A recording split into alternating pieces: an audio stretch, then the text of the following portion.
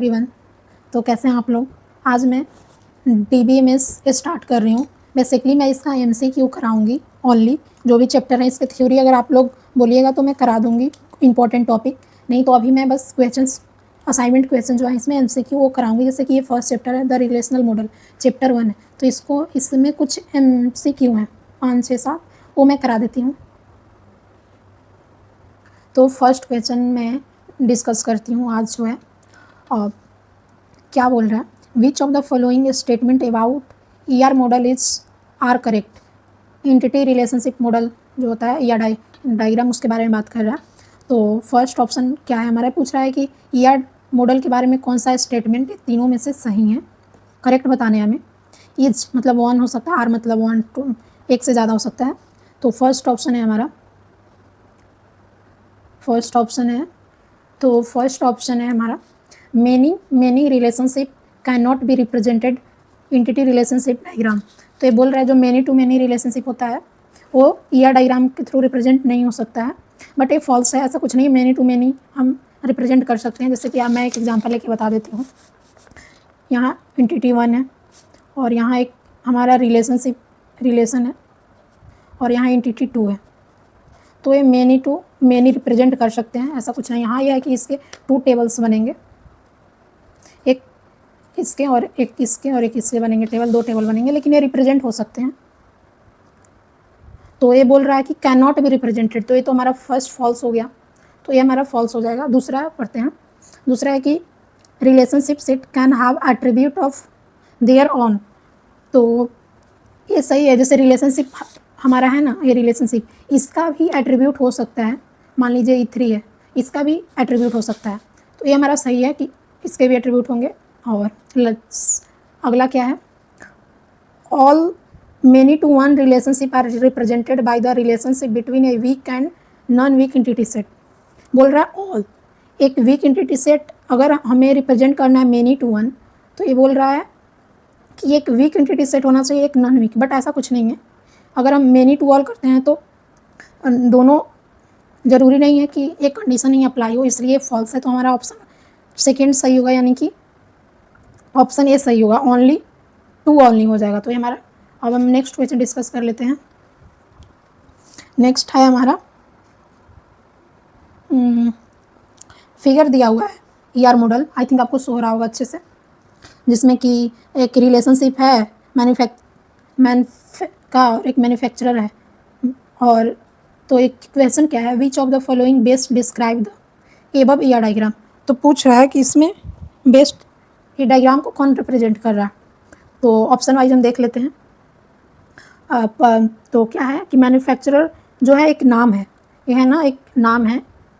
और ये many to, यहाँ पे ये मेनी टू वन है, many to one relationship represent कर रहा है।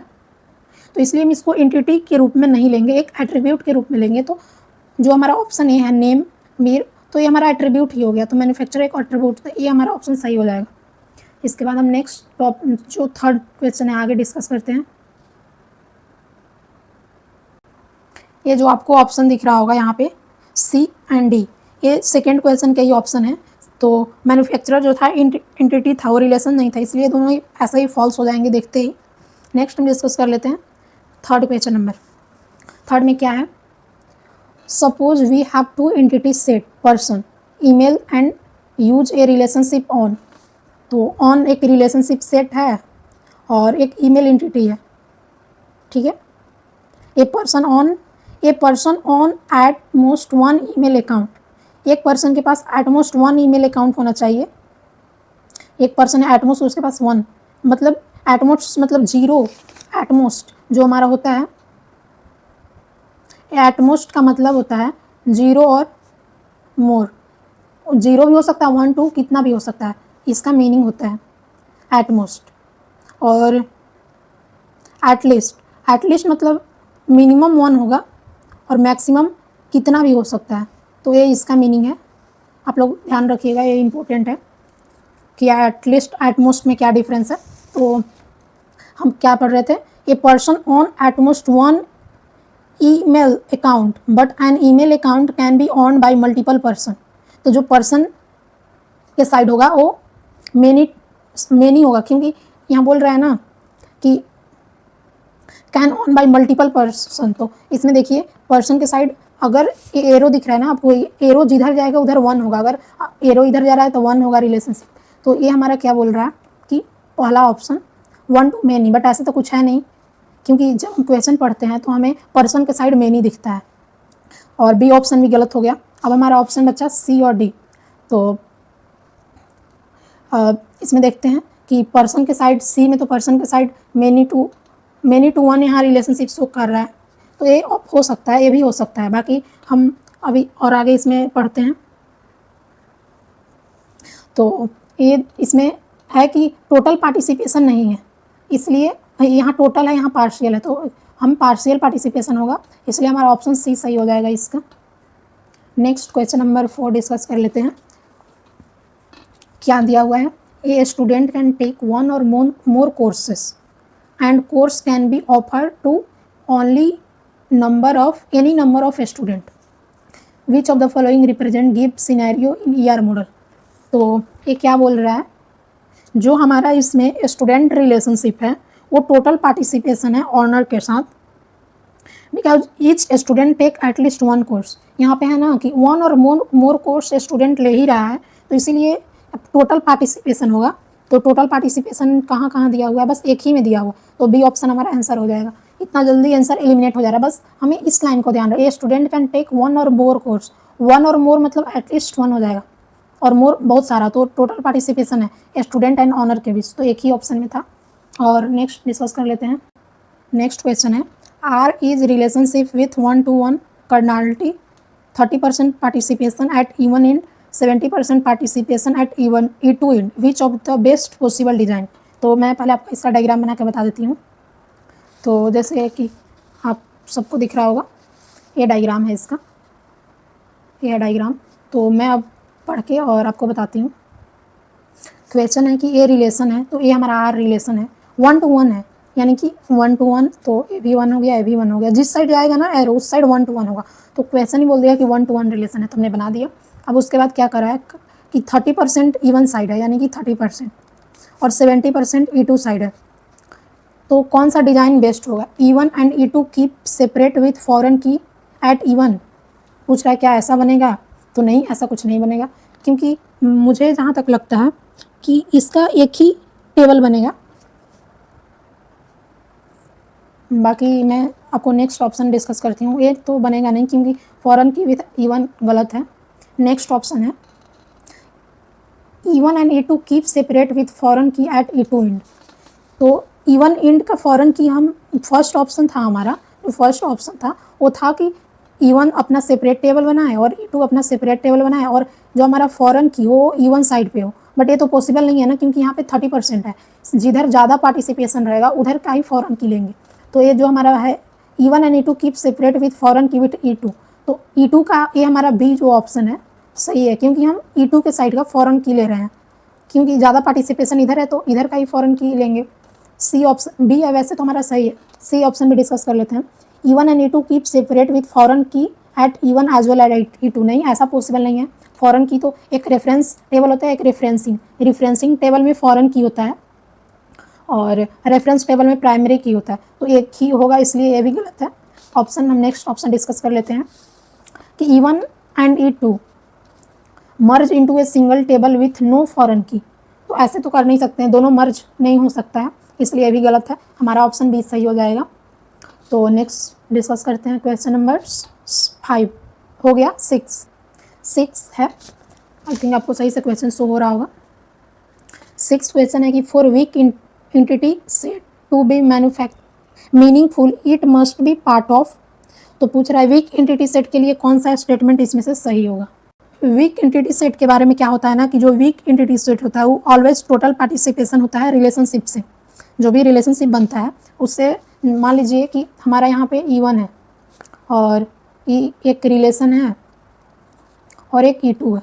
अगर हमारा ये वीक एंटिटी है तो ये टोटल पार्टिसिपेशन होगा। यहाँ पे टोटल पार्टिसिपेशन, यहाँ टोटल हो या पार्शियल हो, कुछ भी हो, बट यहाँ वीक है ना, वीक एंटिटी है, तो इसलिए टोटल पार्टिसिपेशन होगा। और ये मर्ज होगा, रिलेशनशिप जो दिया रहेगा ना उसी से मर्ज हो जाएगा। तो इसलिए हमारा क्या होगा कि यहाँ वन टू मैनी हो जाएगा हमारा। तो वन टू मैनी कहाँ दिया है, one to many relationship, option B. तो हमारा ऑप्शन बी सही हो जाएगा, वन टू मैनी। अब हम नेक्स्ट क्वेश्चन डिस्कस कर लेते हैं, क्या है क्वेश्चन नंबर 7 है कि क्वेश्चन है in a ER diagram y is the dominant entity and x is the subordinate entity, then which of the following is correct. Incorrect पूछ रहा है, गलत कौन है। तो हमारा जैसे कि एक y है, x है, तो इसमें हमारा फॉरेन की होता है, इसमें हमारा प्राइमरी की होता है। ऐसे हम जब टेबल बनाते हैं तो फर्स्ट ऑप्शन क्या है, operationally if y is deleted so x is also deleted. अगर हम y को डिलीट करते हैं तो x इज ऑल्सो डिलीटेड, तो ऐसा कुछ नहीं होता है, क्योंकि जो हमारा x है, x फॉरेन की रेफरेंस टू y, जो हमारा x फॉरेन की है और रेफर कर रहा है y को। अगर हम x को डिलीट करते हैं तो ज़रूरी नहीं है कि y भी डिलीट हो। तो ये तो हमारा सही है, और सेकेंड ऑप्शन है ए है, एंड हमारा ऑप्शन नंबर सी है, operationally if x is deleted so y is deleted. अगर x डिलीट करते हैं तो y डिलीट होगा, नहीं ऐसा कुछ नहीं है, तो इसलिए गलत है सी, तो हमें गलत ही बताने हैं। और लास्ट है D, if x is deleted y remain the same, yes सही है, तो इसका ऑप्शन सी हो जाएगा हमारा। देन हम नेक्स्ट क्वेश्चन डिस्कस कर लेते हैं, क्वेश्चन नंबर लास्ट क्वेश्चन है 8। तो क्या बोल रहा है, map the following statement with true या फॉल्स। ये दोनों स्टेटमेंट में से बताना है कि ट्रू कौन सा है, फॉल्स कौन सा है। आई थिंक क्वेश्चन आपको विजुअल होगा सही से। तो S1 स्टेटमेंट 1 क्या है, participation of the week entity set in identifying relationship must be total. जो हमारा वीक एंटिटी सेट का पार्टिसिपेशन होता है वो टोटल होता है। हमने प्रीवियस क्वेश्चन में एक में डिस्कस किया था कि जो वीक एंटिटीज होता है वो टोटल पार्टिसिपेशन होता है, इसलिए हमारा S1 जो है ट्रू है। S2 डिस्कस कर, S1 तो हमारा सही हो गया। और हम अब S2 डिस्कस कर लेते हैं। Multi valued attribute in ER diagram required separate table when conversion into relational model with specified 2NF, मतलब सेकेंड नॉर्मल फॉर्म। तो मल्टी वैल्यूड एट्रीब्यूट है, क्या होता है मल्टी वैल्यूड एट्रीब्यूट, लाइक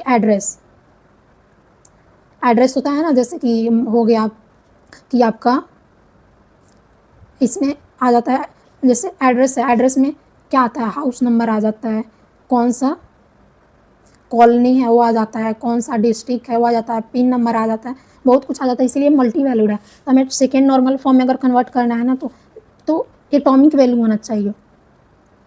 तो इसके लिए जितने भी मल्टी वैल्यूड एट्रीब्यूट होते हैं उसके लिए सेपरेट टेबल चाहिए होता है। अगर हमारा 4 मल्टी वैल्यूड जो है वो 4 एट्रीब्यूट है तो उसके लिए 4 अलग से टेबल हमें चाहिए होंगे। तो ये भी सही है, यानी कि हमारा डी ऑप्शन सही है, दोनों सही है, ट्रू। तो आज के लिए बस इतना ही क्वेश्चन थे, और आगे मैं नेक्स्ट वीडियो में सेकेंड चैप्टर डिस्कस करूँगी MCQ। बाकी कोई डाउट होगा तो आप मुझसे कमेंट करके पूछ सकते हैं, या आप चैनल में टेलीग्राम ग्रुप का लिंक है, आप उसे ज्वाइन कर सकते हैं, और वहाँ भी आप कुछ भी पूछना हो तो आप पूछ सकते हैं। Thank you.